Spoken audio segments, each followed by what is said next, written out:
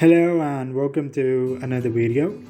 Crypto mining stocks, especially BTC mining stocks, are rising as the BTC is making new highs in 2024.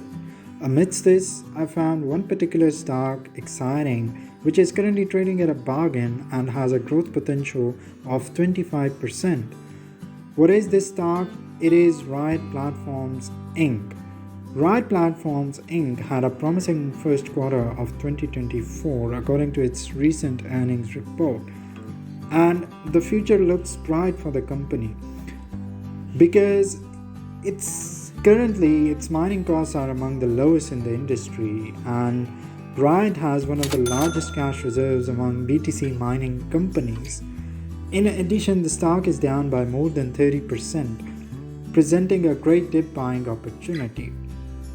If you look at the company's Q1 2024 report, Riot produced 1,364 BTC during the quarter, which is down by 36% from last year. However, the company's Bitcoin mining revenue was $74.6 million in the quarter, up from $48 million a year ago. Riot has some huge plans for the future. When completed, the company's second large-scale facility will be the world's single largest specialized Bitcoin farm. Now, if we talk about the stock pricing, it is down by more than 30%.